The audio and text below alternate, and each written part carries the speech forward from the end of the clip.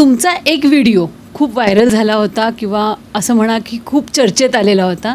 तुम्हाला एक धक्का लागला होता आणि त्याच्यानंतर तुमचे जे बाचाबाची किंवा वादविवाद झालेलं होतं.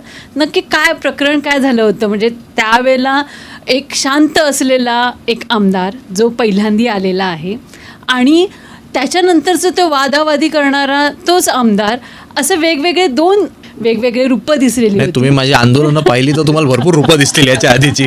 नाही पण तरी पण नाही मी सांगतो, एवढा काही मोठा तो विषय नव्हता. काय झालं की शेवटी मी तर आता गेल्या वर्षीत निवडून आलो, त्यामुळे मी 4च अधिवेशनं पाहिली आहेत. पण अधिवेशन काळामध्ये आपल्यापैकी सुद्धा अनेक तिकडे पत्रकार असतात. एवढे ज्या लोकांचा त्या परिसराशी काडी मात्र संबंध नाही, तो एक टुरिस्ट पॉईंट बनवून टाकला होता मधल्या काळात विधान भवनाचा तो सगळा परिसर. आणि एवढी तिकडे गर्दी असते की साधा चालताना सुद्धा जागा होत नाही आणि मग सारखे धक्के बुक्के लागतात. आणि तुम्हाला आठवत असेल, हा फार छोटा विषय, ह्याचं मोठं एका झालं कारण तिकडेच मीडिया होती आणि तिकडेच मीडियाचे कॅमेरेसुद्धा होते. हे कदाचित आतमध्ये झालं असतं तर कोणाला कळलं सुद्धा नसतं. कोणाचा धक्का. माझं म्हणणं हे आहे की बाबा तो परिसरच बनवला आहे आमदारांकरता.